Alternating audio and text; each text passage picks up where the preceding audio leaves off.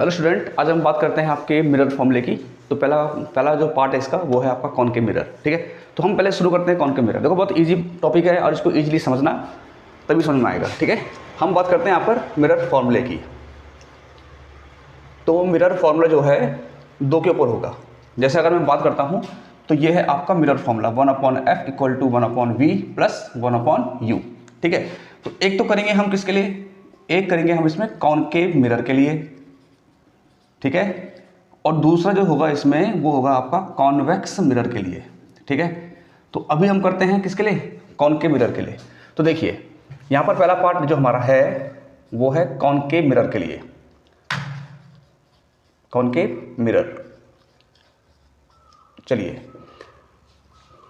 जैसे हर किसी के लिए कुछ चीज़ें होती हैं, वैसे ही मिरर फॉर्मूला प्रूफ करने के लिए हमारे पास जो होगा वो होगा इसका रे डायग्राम। ठीक है, क्योंकि ऑप्टिक्स में रे डायग्राम आपके बहुत ज़्यादा इंपॉर्टेंट होते हैं, तो आपको उसे ध्यान में रखना है। तो कॉनकेव की अगर बात करें हम, तो ये रहा आपका कॉनकेव मिरर और इसके इस सरफेस में है आपकी पॉलिश। ठीक है, तो ये हो गया आपका पॉलिशिंग सरफेस और ये है इसकी प्रिंसिपल एक्सिस। ठीक है, चलिए प्रिंसिपल एक्सिस हमेशा कहाँ से पास होगी, पोल से और सेंटर ऑफ कर्वेचर से। ठीक है, तो सपोज करो कि हमने ऑब्जेक्ट यहाँ रखा हुआ है, हमने एक ऑब्जेक्ट सपोज ए बी हमने इसको यहाँ रखा हुआ है। ठीक है, और इससे एक इंसिडेंट रे जो कि प्रिंसिपल एक्सिस की होनी चाहिए पैरेलल, हम उसको ड्रॉ करेंगे। ये ड्रॉ किया। ठीक है, ये जो आपकी रे होगी ये होगी प्रिंसिपल एक्सिस के पैरेलल। ठीक है, तो जब भी कोई रे प्रिंसिपल एक्सिस के पैरेलल आती है तो रिफ्लेक्शन के बाद वो जाएगी आपके फोकस से, कुछ ऐसे, ये गई आपकी फोकस से। ठीक है, दूसरी रे हम लेंगे अलोंग, सपोज ये बी पॉइंट ई पे हिट भी है तो हम इसे ई डैश मान लेते हैं। ठीक है, सपोज करो एक दूसरी रे जो ऑप्टिकल सेंटर से पास होगी और ऑप्टिकल सेंटर से पास होने वाली रे रिफ्लेक्शन के बाद उसी पाथ पे वापस लौट जाती है। क्यों होता है ऐसा, ऐसा इसलिए होता है क्योंकि ये आपका स्फेरिकल मिरर है और ये सेंटर है इसका। ठीक है, तो सेंटर पे आ रही है तो सेंटर से ही वो जाना है उसने। तो ऑप्टिकल सेंटर मतलब किसी स्फीयर का सेंटर। ठीक है, चलिए अब यहाँ पे क्या हो रहा है, यहाँ पर आप इसको तीसरी रे से भी दिखा सकते हो। तीसरी रे मतलब एक रे जो पोल से आएगी, पोल पे आएगी और जो है कुछ इसी पॉइंट से पास होकर निकल जाएगी। ठीक है, तो फिलहाल हम इसको दो ही रे से कर लेते हैं, है ना। देखिए तो जहाँ पर दोनों रेस कट हुई हैं, जहाँ पर दोनों रेस कट हुई हैं यहाँ बनेगी आपकी इमेज। ठीक है, इमेज बनने के लिए दोनों रिफ्लेक्टेड रेस, कम से कम दो रिफ्लेक्टेड रेस हम दिखानी पड़ेंगी जिससे हमें ये पता चले कि वहाँ पर आपकी इमेज बन रही है। तो यहाँ पर आपकी इमेज बन रही है ए डैश और बी डैश। ठीक है, चलो अब हम जो है मिरर फॉर्मूला प्रूव करते हैं कॉनकेव के लिए। तो कॉनकेव के लिए क्या होगा, देखिए इसके लिए हम ट्रायंगल लेंगे और इसके लिए हम पहले एक काम करते हैं, हमें यहाँ पर एक परपेंडिकुलर ड्रॉ करना पड़ेगा कुछ ये। ठीक है, हमने ई एन परपेंडिकुलर ड्रॉ किया है किस पे, प्रिंसिपल एक्सिस पे। ठीक है, तो मैं इसको एक नाम देता हूँ ए पी, ए से लेकर पी तक। ठीक है, आप इसको प्रिंसिपल एक्सिस भी बोल सकते हो या लिख सकते हो। चलो जी, अब यहाँ ध्यान देना जो पॉइंट एन है, पॉइंट एन जो है पॉइंट पी के बहुत ज़्यादा पास होगा। ठीक है, मैं आपको इस प्रकार समझाता हूँ। देखिए ये पॉइंट एन है, ये पॉइंट पी है।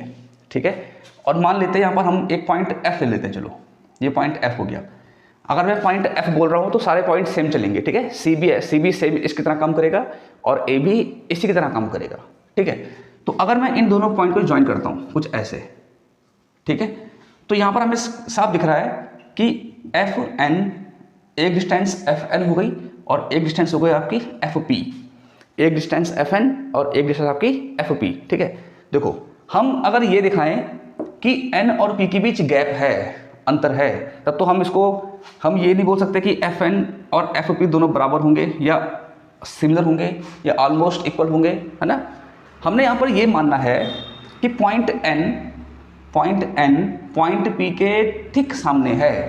मतलब कैसा, मतलब पॉइंट एन और पॉइंट पी के बीच गैप तो है, लेकिन इतना गैप नहीं है कि इस गैप के कारण हमारे मेजरमेंट में कोई प्रॉब्लम क्रिएट हो जाए। ठीक है, तो अब इसको समझिए इस प्रकार से। अब ये मानेंगे हम कि पॉइंट एन पॉइंट पी के बहुत ज़्यादा पास है।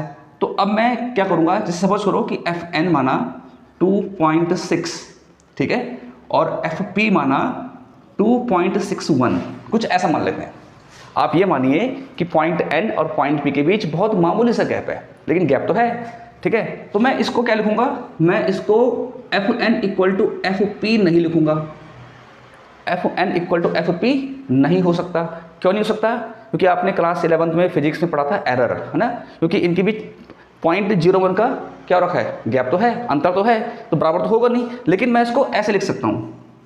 ऐसा किस लिए? ऐसा इसलिए ताकि हमें ये, मतलब इसका मतलब होता है कि ऑलमोस्ट इक्वल, मतलब 0. देखो अगर मैं 2.61 की बात कर रहा हूँ तो हम उसको जो है 2.6 लिख सकते हैं, बिल्कुल लिख सकते हैं, ठीक है। तो इसलिए मैंने यहाँ पर इसका यूज़ किया है। ये नहीं होगा बट ये होगा, मतलब हम उसको इसके इक्वल मान सकते हैं। इसका एक रीज़न ये भी है क्योंकि हम जो भी डिस्टेंस मेजर करते हैं वो करते हैं पोल से, ठीक है। तो एन से तो डिस्टेंस मेजर होनी है नहीं, ठीक है ना, तो पोल से डिस्टेंस मेजर करेंगे, इसीलिए हम क्या मानेंगे कि एन और पी दोनों बहुत पास पास होंगे, इस वजह से, ठीक है। चलिए अब बढ़ते हैं आगे, ठीक है। तो इसको प्रूफ करने के लिए क्या होगा, हम लेंगे ट्रायंगल में, ठीक है।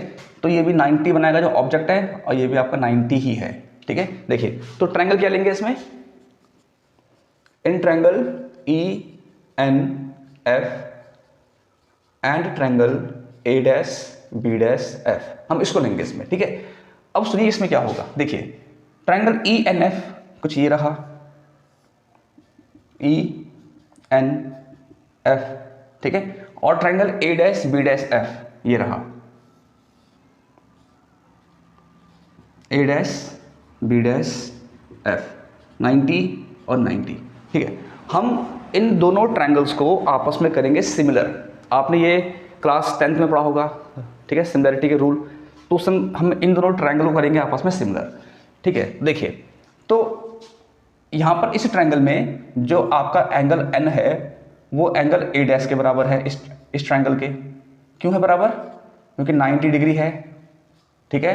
दूसरा angle A dash F B dash, A dash F और B dash is equal to angle किसके, ई एफ और एन, ई एफ और एन। क्यों? Vertically opposite angle. अगर हम मेन फिगर में चेक करते हैं तो ये रहा आपका वर्टिकली अपोजिट एंगल, ठीक है। इसका मतलब क्या हुआ कि ट्रायंगल ई एन एफ आपस में क्या हो गया, सिमिलर। किसके? Triangle A dash B dash F को। दो ट्रायंगलों को सिमिलर करने के लिए दो एंगल काफ़ी होते हैं, तो हमने एंगल से इन दोनों ट्रायंगलों को सिमिलर कर दिया। चलो ये तो हो गया इसके बारे में। अब सुनो, जब दो ट्रायंगल आपस में होते हैं सिमिलर, मैं आपको एक एग्जांपल दे रहा हूँ, ठीक है। जैसे ट्रायंगल ए बी सी और ट्रायंगल पी क्यू आर, ठीक है।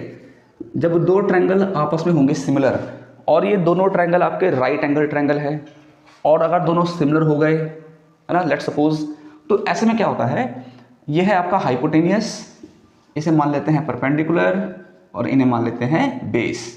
तो अगर दो राइट एंगल ट्रायंगल या कोई सी भी ट्रायंगल अगर आपस में सिमिलर हो तो उसकी करस्पॉन्डिंग साइड का रेशियो इक्वल होता है।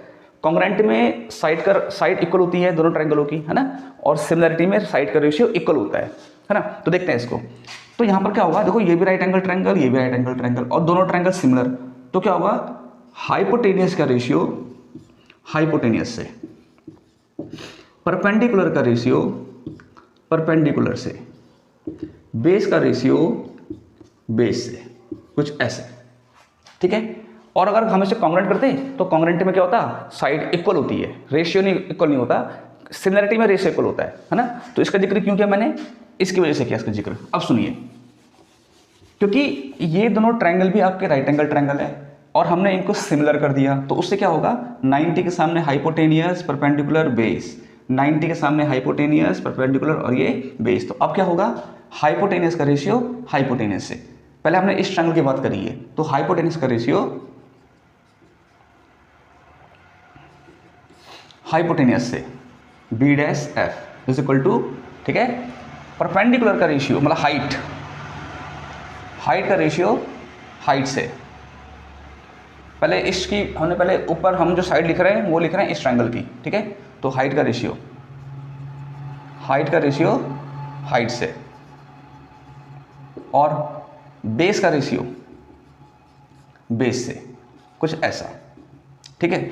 अच्छा, अब आपने इसमें एक चीज़ ये नोट करनी है कि हम जो भी डिस्टेंस मेज़र करते हैं वो करेंगे पोल से, ठीक है। वो पोल से आपकी डिस्टेंस मेज़र होगी। जब डिस्टेंस पोल से मेज़र होगी तो यानी कि ये वाला हिस्सा हमारे किसी काम का नहीं है, है ना। हमको इससे मतलब ही नहीं है। इससे मतलब देखो EF कुछ ये वाला हिस्सा, ठीक है, और B'(F) ये वाला हिस्सा, क्योंकि हमने डिस्टेंस जो मेज़र करनी है ना वो करनी है ऐसे में, पोल से करनी है, ठीक है। तो यानी कि हाइपोटेनियस वाला हिस्सा हमारे किसी काम का है नहीं। तो अब देखो दोनों आपस में, तीनों आपस में बराबर हैं, है ना। तो अब ये किसी काम का है नहीं तो इसे छोड़ देते हैं। क्या बचेगा हमारे पास, यहाँ बचेगा EN A'(B' is equal to FN A'(F), ठीक है। चलो जी मैं साफ करता हूँ। अब आगे देखते हैं, अब देखते हैं आगे, सुनिए। तो EN को, ये आपका EN को मैं A भी लिख सकता हूँ, देखो सेम तो है क्योंकि ये जो है इसके पैरेलल, ठीक है। तो EN को मैं A भी लिख सकता हूँ, तो EN की जगह पे AB, ठीक है। और ये आपका A'(B' सेम रहेगा। अब देखो FN, अभी हमने थोड़ी देर पहले क्या पढ़ा था, जो आपका FN है, क्या मैं FN को FP लिख दूँ? बिल्कुल लिख सकते हैं, FN को FP और ये आपका A'(F) रहेगा। तो यहाँ दिखा देते हैं कि जो EN है, EN होगा AB के equal and FN almost equal किसके, FP के, कुछ ऐसा, ऐसे याद रखना, ठीक है। चलो जी अब सुनो, देखो ये है आपका ऑब्जेक्ट, ये है पोल। तो ऑब्जेक्ट से पोल की डिस्टेंस, ऑब्जेक्ट से पोल की डिस्टेंस इसको दिखाते हैं U से, ठीक है। यह है इमेज, इमेज से पोल की डिस्टेंस इसको दिखाते हैं V से। और यह है आपका फोकस, तो फोकस से पोल की डिस्टेंस इसको दिखाते हैं F से, कुछ ऐसे, ठीक। तो चलिए, तो AB कितना है, देखो AB आपका ऑब्जेक्ट है, तो इसको हाइट के रूप में मत लेना कि हाइट लेनी है, नहीं, हमको फिलहाल ये प्रूफ करना है, ठीक है। तो इसके लिए हम जो है पोल में जाएंगे, हम जाएंगे आपके पोल में, इसको हाइट के उसमें मत देखना अभी, है ना। तो AB जो आपका ऑब्जेक्ट है, इसकी पोल से क्या डिस्टेंस है, वो डिस्टेंस U, तो इसकी जगह पे U -U, ठीक है। और अब आपका A'(B', सेम A'(B' आपका इमेज है, तो इमेज से पोल की डिस्टेंस कितनी है, V -V, क्योंकि फ्रंट में आने वाली सब डिस्टेंसेस नेगेटिव होती है, ठीक है। अच्छा, FP ये रहा FP, और ये भी इस तरफ है तो ये भी मतलब माइनस का F नेगेटिव होगा। और A'(F ये रहा, है ना, और हमारे पास A'(F नहीं है, तो फिलहाल इसको हम ऐसे रखेंगे, इक्वेशन नंबर फर्स्ट। और अब क्या करेंगे, हम A'(F की वैल्यू को फाइंड करेंगे, ठीक है। इसको देखिए, तो A'(F की वैल्यू को फाइंड करने के लिए मैं लूंगा A'(P में, पर क्यों, रीज़न जरूरी है। हम जो है A'(P में क्यों ले रहे हैं, क्योंकि मैंने अभी क्या बोला कि जो भी डिस्टेंस मेजर करेंगे वो करेंगे पोल से, ठीक है। तो A'(P लेने से क्या होगा, बीच में इसका एक पॉइंट F आ गया तो हमको A'(F मिल जाएगा, ठीक है। देखिए A'(P इज इक्वल टू, इसके दो पार्ट हो गए, कौन कौन से हो गए, A'(F प्लस FP, ये हो गया A'(F प्लस FP, ठीक है। तो A'(P कितना होगा, चेक करो, देखो A' ये रहा, P ये रहा, तो V कितना है, V माइनस, ठीक है। A'(F हमको चाहिए, हमको निकालना है इसको, और FP कितना होगा, FP आपका होगा फोकस, यानी कि स्मॉल f, कुछ ऐसा, ठीक है। चलो, यानी कि माइनस में, है ना, ये तो माइनस में आएगा क्योंकि नेगेटिव है ना, इस तरफ है। तो अब माइनस प्लस का माइनस, तो मैं इसको डायरेक्ट यहाँ पर माइनस कर देता हूँ, कुछ ऐसे, ठीक है। अब क्या करोगे, इसको उठा के इधर ले आओ, ठीक है, तो इसे यहाँ करता हूँ मैं। अब ये नेगेटिव है, इसको उठा के इधर ले आओ तो प्लस हो जाएगा, तो -V plus F is equal to A'(F), यानी कि A'(F कितना आ गया, F माइनस का V आ गया, ठीक है। अब क्या होगा, अब हम इस F माइनस A'(F को कहाँ प्लेस करेंगे, इक्वेशन फर्स्ट में प्लेस करेंगे, ठीक है। देखिए, फ्रॉम इक्वेशन फर्स्ट हम इसको एक क्वेश्चन फर्स्ट में प्लेस करेंगे। तो ये रहा क्वेश्चन फर्स्ट आपका, u upon v is equal to minus F upon A dash F. ठीक है, कुछ ये सुनिए, u अपॉन v तो ऐसे ही रहने वाला है, ये तो ऐसे ही रहेगा, is equal to minus F, और ए डैश एफ कितना है, ए डैश एफ ये रहा एफ माइनस वी, और अब करेंगे क्रॉस मल्टीप्लाई। ठीक है, तो u एफ माइनस वी और ये करेगा इससे माइनस का एफ वी या वी एफ। ठीक है, अंदर मल्टीप्लाई करेंगे तो यू एफ माइनस का U V equal to minus का एफ वी। ठीक है, अच्छा अब क्या होगा देखिए, वैसे आपकी जो बुक में मिरर फॉर्मूला इतना भी छोड़ा हुआ है, इतना भी सॉल्व हो रखा है। ठीक है, लेकिन हम इसको इसकी सिंपलेस्ट फॉर्म में लेके आएंगे।